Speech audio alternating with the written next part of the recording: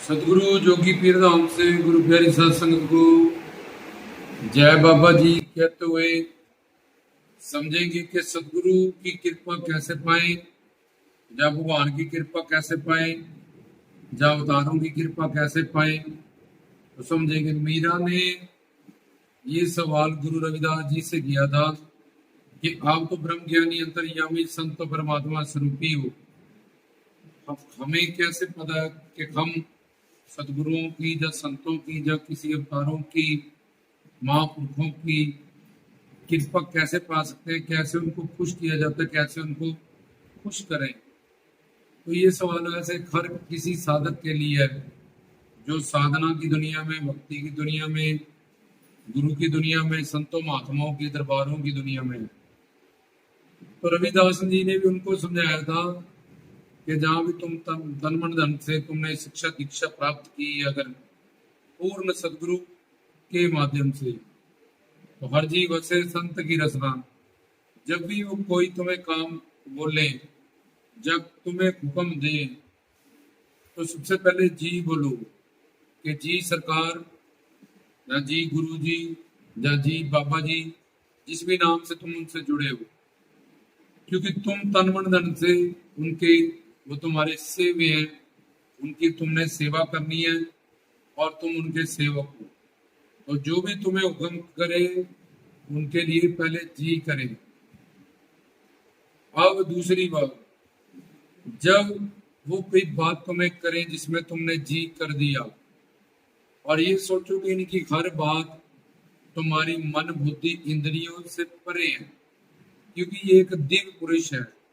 ये मेरे पिछले प्रारब्ध से मुझे आने वाले टाइम में क्या फल मिलेगा, क्या कर्म मुझे भोगना पड़ेगा, ये मेरा आने वाला वक्त भी जानते हैं, क्योंकि इनके पास शिव शक्ति है और शिव शक्ति के अधीन सारी शक्तियां हैं। तो मैं पिछले जन्म में क्या कर्म करके आया हूँ, संचित कर्मों के हिसाब से मेरी प्रारब्ध क्या बनी हुई है और मुझे वो क्या फल देगी इन फ्यूचर में। एट प्रेजेंट तो ज्ञान सुन के वो समझ के उनकी शरणागति कबूल ले, धीरे धीरे कबूल ले, लेकिन इन फ्यूचर वो क्या, उसका प्रारब्ध, पिछला प्रारब्ध जो है, जिसके हिसाब से उसकी किस्मत बनी है, जीवन बना है, वो उसको क्या फल देगा आगे जाके, वो बड़ी अच्छी तरह से वो जानते हैं। तो इसलिए उनकी बात तुम्हारी मन बुद्धि इंद्रियों से परे है, क्योंकि तुम्हारी बुद्धि रज तम सत गुण के अधीन है और तुम्हारी इंद्रियों में पशु पक्षियों से भी कम शक्ति है। इसलिए उनका वाक्य, जब उनकी क्रियाएं, जब उनकी मुद्राएं, ये तुम नहीं समझ सकते हो। अगर समझने की कोशिश करोगे तो तुम्हारा दिमाग नष्ट हो जाएगा, नाश और सर्वनाश होना तुम्हारा, नामापराध से युक्त होकर बैठ जाओगे। उनके बिना कल्याण भी नहीं हो सकता। पूर्ण गुरु के बिना वो सांप की तरह टेढ़े टेढ़े चलते हैं, लेकिन जब बिल में घुसते हैं तो वो सीधे होते हैं।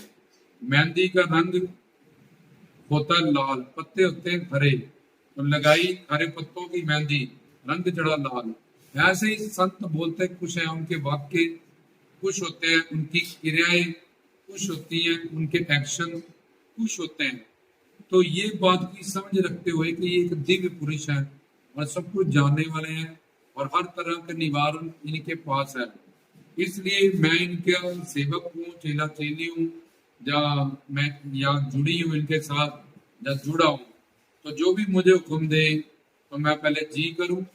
दूसरे नंबर पे अब ये याद रखूं कि अगर मेरी बुद्धि इनकी बातों से तर्क कर रही है और टकरा रही है और समझ में नहीं पड़ रही है, तो इनकी वैसे भी कोई बात मेरे समझ में आएगी नहीं, ना इनको कोई वाक्य समझ में आएगा, ना इनकी कोई क्रिया ही समझ में आएगी, ना इनकी कोई मुद्रा समझ में आएगी। ये क्रिया कुछ करेंगे, एक्शन कुछ करेंगे, वाक्य कुछ बोलेंगे। पर मैं तो तीनों में इनका चेला हूँ, या चेली हूँ, या मुरीद, और इनके बिना कल्याण भी नहीं है और इनके साथ रहना बड़ा डेंजरस भी है।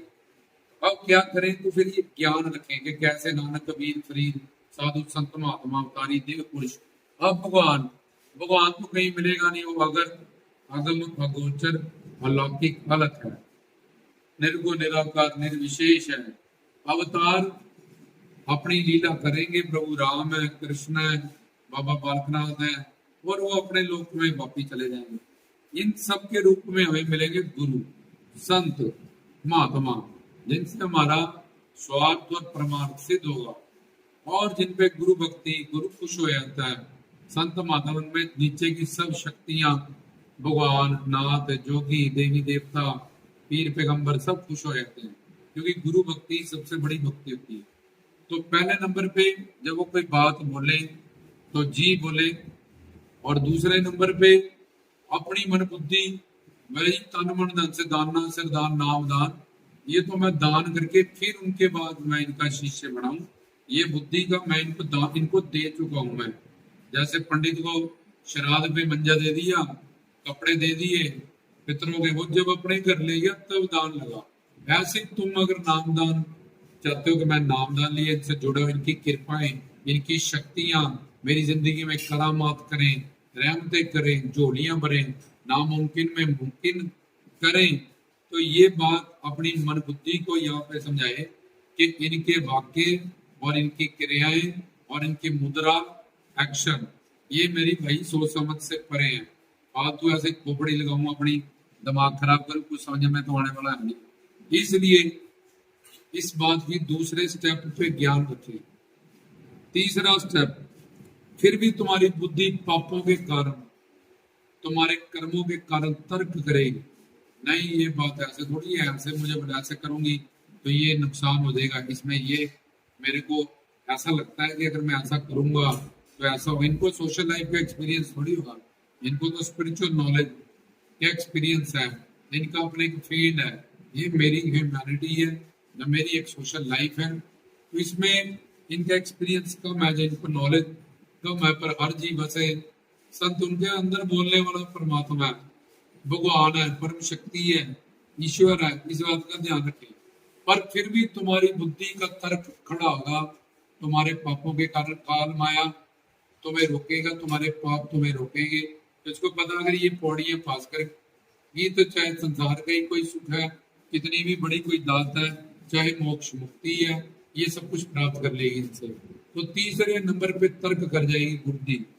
अब जब कर जाए तो उनकी शरण में जाए, बोलेंगे जी ये बात आपने जो बोली है सरकार, गुरुदेव, पहले जी बोल दिया, दूसरे नंबर पे ये सोच रहे हैं कि मन बुद्धि इंद्रियों से परे हैं, अब तीसरे नंबर फिर तर्क कर रही है, तो उनकी शरण में जाए कि मैं इस बात को आप ज्ञान की दृष्टि से, प्रवचन की दृष्टि से मेरी खोपड़ी में बिठाएं। ये मेरी खोपड़ी बार बार मैं तर्क करना नहीं चाहती, मैं बहस करना नहीं चाहती, मैं बड़ी अच्छी तरह से जानती हूँ कि आप कोई अवतार हो, संत हो, आप में जोत है, परमात्मा है, लेकिन मेरे ही बुरे कर्म, जब मेरी ही ये भटकी हुई पापों से युक्त भक्ति बार बार आपसे तर्क कर जाती है और लड़ जाती है, जिसके कारण मैं जो चाहती हूँ वो तो मिलता नहीं है, उल्टा और मुझे दूरी मिलती है, और मेरा उन दातों से, उनकी कृपाओं से, उन रहमतों से मैं और दूर हो जाती हूँ। तो मैं आपकी शरण में आया। अब वो बिजी है, उन्होंने लाखों लोगों को तारना है, तो अगर बोले मैंने तेरी बात सुनी है, मेरे प्रश्न है, ये मेरे डाउट है, आप मेरे को एक टाइम बता दो, दोपहर को, रात को, सुबह, कल, परसों, तब तक मैं इंतजार करूंगी। ये मेरी जो डाउटेड तर्क बुद्धि है, मैं तब तक ऑन होल्ड कर दूंगी, इस जवाब का इंतजार करूंगी। आप ज्ञान की दृष्टि से, प्रवचन की दृष्टि से, मेरा अच्छे बुरे की दृष्टि से आप मुझे गुरुदेव या सरकार या संत महात्मा वो बात समझा दी, ताकि मैं वो बातों को लेके परेशान ना हो। अब तो इसे अभी सुन लो, अभी सुन, उन्होंने तुमसे ज्यादा कोई परेशान हो सकता है, जो उनके लिंक में कुछ लाखों हजारों लोगों से वो मिलते हैं, वो सर्वज्ञ सर्वंतर्यामी है, और अगर तुम्हें उन्होंने ऑन होल्ड किया है तो समझो तुम्हारा प्रारब्ध अभी सपोर्ट नहीं कर रहा, या इस वक्त अगर तुम समझोगे तुम्हारे अंदर तामस माया, तो इसलिए वो कहते हैं इंतजार है, सुबह बात करिए, जब 2 घंटे बाद, कि इसके सात्विक गुण आ जाए, पहले इसके अंदर से तामस राजस माया बदल जाएगी, उनको पता होता है। तो उस वक्त तो भले कल बात करिए, रात जब अभी बात कर ले, जब 2 घंटे बाद बात की हो, कि उस वक्त जो बात वो समझाएंगे और तुम समझोगे तो तुम्हारी बुद्धि के गुरु हुक्म में होगा और उस वक्त तुम्हारी सात्विक नेचर होगी, क्योंकि तुम गुरु की आज्ञा का पालन कर रहे हो और वो सर्वज्ञ सर्वंतर्यामी परम ज्ञानी है, उनमें शक्ति है, करामात है, ज्ञान है। तो तब तुम उनकी शरण में जाके उनको अपने हिसाब से नहीं कि मेरा फर्ज है, मैं आपका शिष्य हूँ, मैं आपका मुरीद हूँ, आपकी शरण में आया हूँ, ये बात मुझे समझाइए। चाहे वो ज्ञान का कोई सवाल हो, किसी ग्रंथ पंथ का हो, चाहे सोशल दुनिया की सामाजिक कोई चिंताएं हो, तो ये अगला तीसरा नंबर। अब जब वो तुम्हें समझा दे ज्ञान की दृष्टि से, प्रवचन की दृष्टि से, एग्जाम्पल की दृष्टि से, तो अब विश्वास रखे कि इसी काम में, इसी हुक्म के पालन में ही मेरा उद्धार होगा। क्यों? क्योंकि वो सर्वज्ञ सर्वंतर्यामी है, मेरे गुरु हैं, गुरु भक्ति सबसे बड़ी है, गुरु का वचन भगवान से बड़ा है। अब जो भी उन्होंने मुझे कहा, अगर मैं उस आज्ञा का पालन करूंगी तो जो मुझे चाहिए, उनके अधीन ईश्वर है, ईश्वर के अधीन हर तरह का ऐश्वर्य है, रिद्ध सिद्ध निध है, तो वो सुख, वो रहमतें, वो दातें ऑटोमेटिकली मेरी झोली में आ जाएंगी और गिर जाएंगी। तो ये चार पौड़ियों से जो पास हो जाता है चेला चेली, जब सत्संगी, जा मुरीद, वो गुरु उस पर खुश रहता है, और जिस पे गुरु खुश रहता है उस पे धर्म की हर खुशी उसको मिलती है। चाहे उसका कोई भी भाव है, चाहे उसकी कोई भी दात है, उसने संतों से अवतार तो लीला करेंगे, चले जाएंगे। भगवान अगम गोचर लौकिक है, वो तो सर्वव्यापक भी अंदर भी है, और अवतार लेके भी तब भी काम नहीं आएगा। तो गुरु है एक, जिनको मनाने से और वहाँ ये चार पुड़ियों से हमें गुजरना पड़ेगा। जी के मन बुद्धि इंद्रियां से परे है, इनकी हर क्रिया, हर वाक्य, हर मुद्राएं, मुद्राएं मतलब एक्शन, और क्रिया मतलब उनकी शारीरिक क्रिया है, उनको नोट मत करो।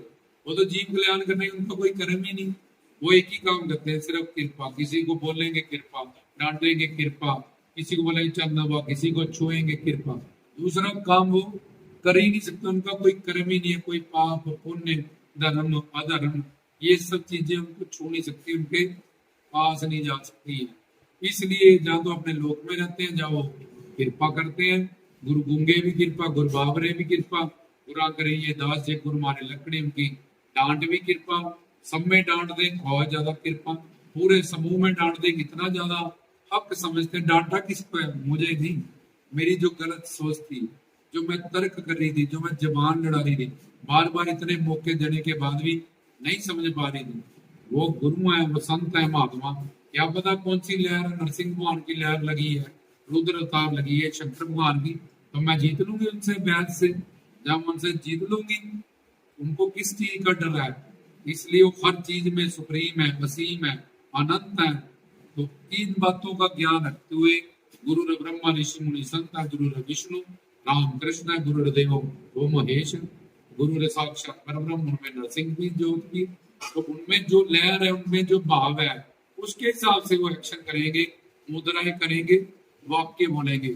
तुम अपनी बुद्धि से चलते जाओ, तुम्हारी बुद्धि से तुम्हारा संसार नहीं चलता, परिवार नहीं चलता।